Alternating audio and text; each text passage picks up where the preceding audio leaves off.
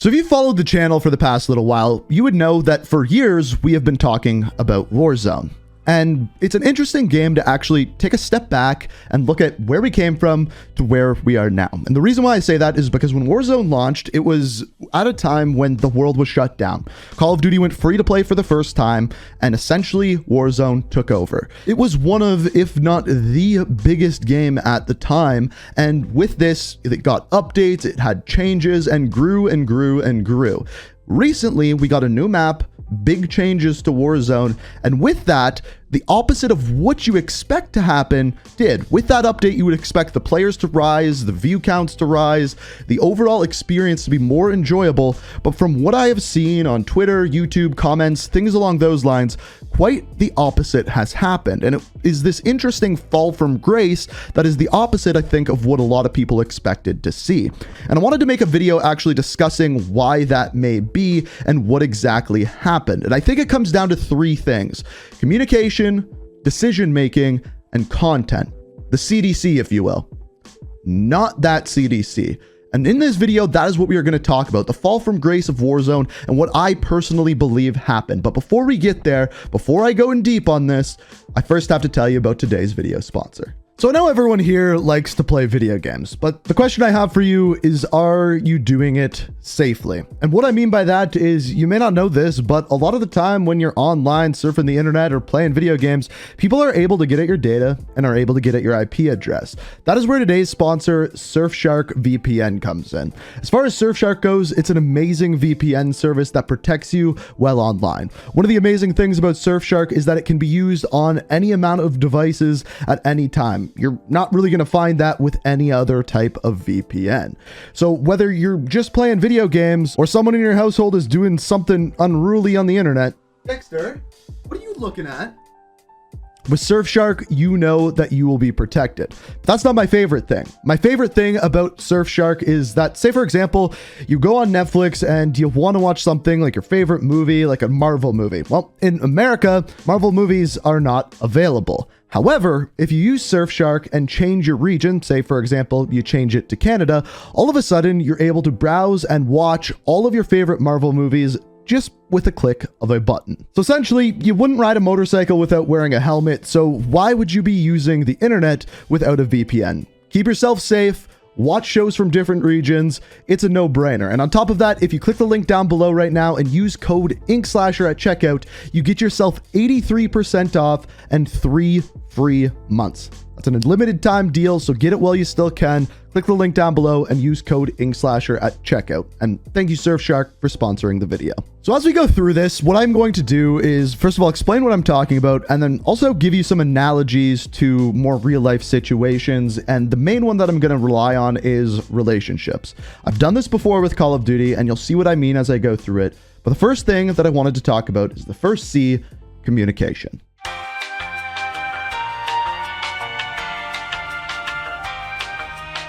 Now, the whole reason why I'm making this video right now is because Call of Duty actually made, in my opinion, a somewhat decent decision yesterday, as they put out a statement discussing what has been going on with Call of Duty, basically saying that, hey, we know our game is buggy, we are working on it, and we are doing our best to make the game as good as possible, and then followed up by a couple of messages from both Raven and also Sledgehammer going over what they have fixed and what they are fixing next.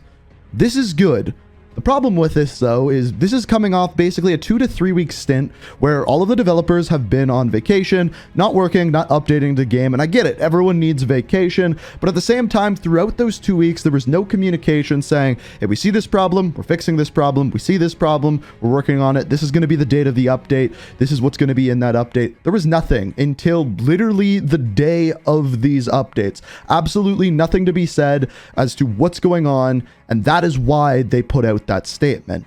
And it's a good thing that they put out that statement, and it shows that they're improving. But at the same time, we had nothing for weeks and weeks. And this is amplified when we actually get the patch notes. Let me show you what I'm talking about. So these are the patch notes that we got for Season 1 Reloaded. Now, with this, I want to point out a couple of things. First of all, a mistake. So underneath the VDD barrel for Assault Rifle Alpha, one of the bullet points is just Cooper Carbine. That's a mistake. It's supposed to be on the next line. It's supposed to be for the next barrel. I can get over that. A bunch of people read these and you'd think they'd catch something like that. but it's a mistake. That's fine. However, if we look underneath the Cooper custom barrel, it says sprint to fire speed decreased by 1.2 down from 1.3.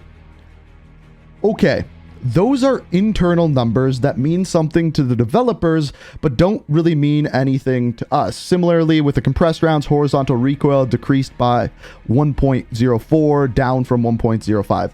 Again, very confusing numbers. Later on, for example, in the Krosnick barrel for Submachine Gun Charlie, it says now decreases hipfire accuracy by 6.4%. That means something to me. It means that it's decreased by 6.4%. That's layman's terms. That is something that everyone who reads this can actually understand. They might not understand the magnitude of it, but you understand what that means. Why some of these things are just stated in straight up numbers and others are given in percentages makes no sense to me. So I get why they are writing it like this. The people who are making these patch notes and writing down things that have changed are video game developers. They understand their internal talk and they understand what these numbers mean between each other. What they don't realize is that 99% of people who are reading these are not video game developers. In fact, they're not even people that look at the coding of the game. So the numbers that they're giving mean very, very little to us. So what I would change there is give us it in layman's terms, give us it in percentages or something that actually makes sense to the normal person. For example, if you're in a relationship and you are a doctor and you are trying to have a conversation with your friend, your significant other, whoever you are with, and you say to them, my cardiac muscle is giving out less tidal volume when I'm around you than it previously did. They're going to look at you like you're a crazy person and say, what the hell are you talking about? And then if this is Call of Duty, I'd go on Twitter, ask the developer, what the hell are you talking about? And then they would come back and say, what, you didn't understand that? I love you less than I did before. It just doesn't make any sense to speak to someone like they work with you when they don't, and they're not going to understand what you're saying, especially when patch notes are for the everyday person. That's one example of how the communication needs to be improved. The following thing is just the amount of communication. Back in Modern Warfare, Black Ops Cold War, we would get weekly blog posts that would explain to us everything that is changing in the game every single week, what's new, what's different, so on and so forth. And we'd even go over the bundles, and I didn't really have a problem with that because the communication was there. So if they want to promote their bundles through that communication, Bob's your uncle. And when we talk about things like this, I always want to give the examples of things I don't like and how they can improve them. What I would do is, first of all, in the form of communication, talk to people like they're average people, not video game developers, and be very, very straightforward and forthcoming what has actually changed. Second thing is the amount of communication. There needs to be more, and based off of the statement they gave yesterday, it sounds like they are trying to do that, so that's a big thumbs up there. Now, second thing, and I think the biggest thing where Warzone falls from grace, is the decisions they have made.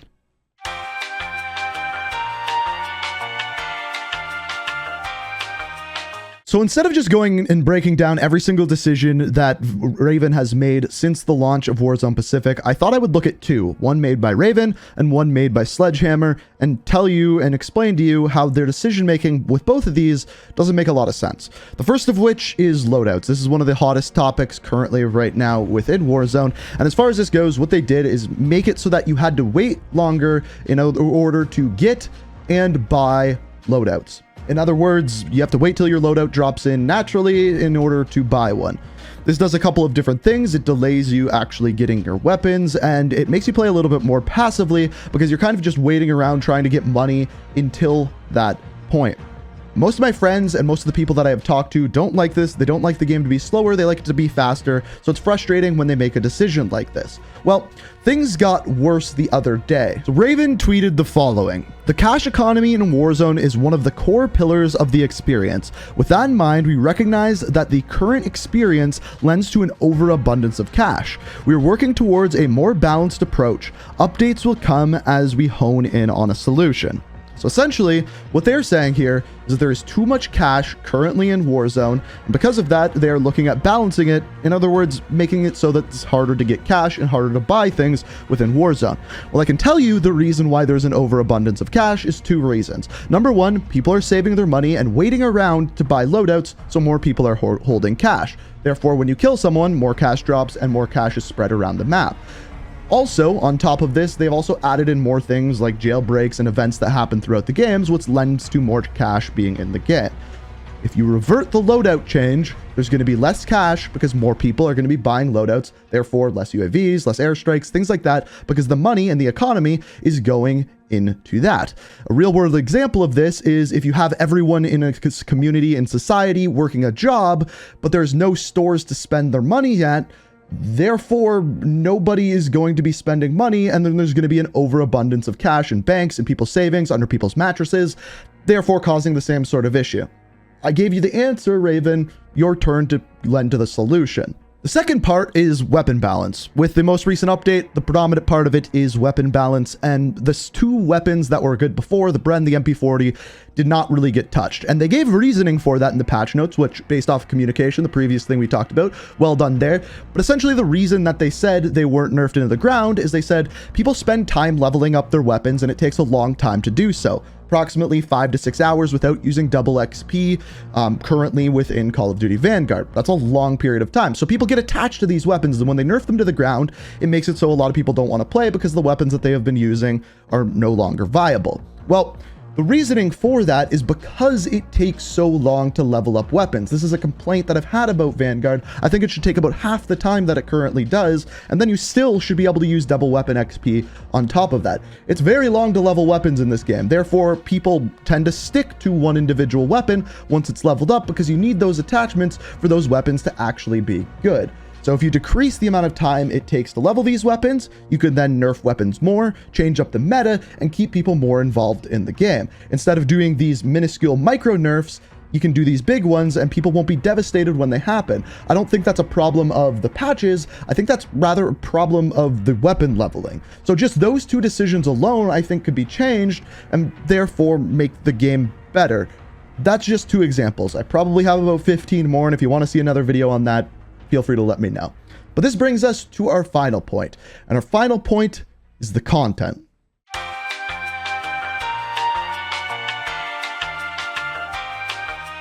So I'm going to make this one simple. I'm going to go through this very, very quickly.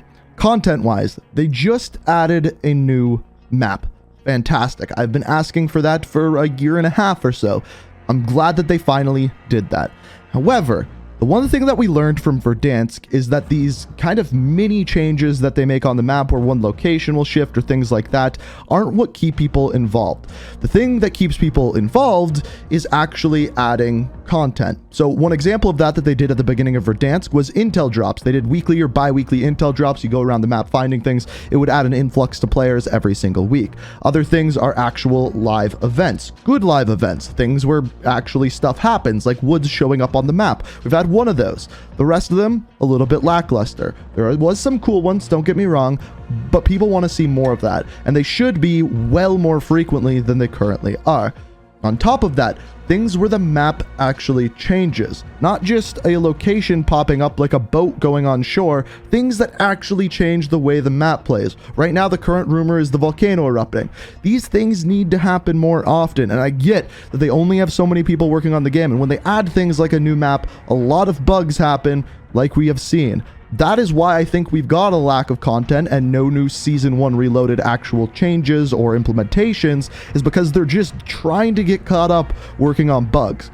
The answer to that is more QA testers. That's a whole video in and of itself. And on top of that, hiring more people. You have a gold mine here. You have a free-to-play Call of Duty game that everyone wants to play. You just have to put the content out there to get people to play it. And that isn't currently happening. When the map was added, big influx of players, they played it, they didn't like the changes, in other words, the decisions, the communication, and there wasn't enough content. Because of those three things, Warzone has fallen from grace. That is my opinion. You can let me know what you think down in the comments. That's all I have to say for today, so let me know what you think down in the comments. If you enjoyed the video, hit that like button. New to the channel, subscribe, all of that jazz. That is what I have to say for today. Thank you so much for watching, and until next time, peace out. We are reaching for the stars, but we're making this to us.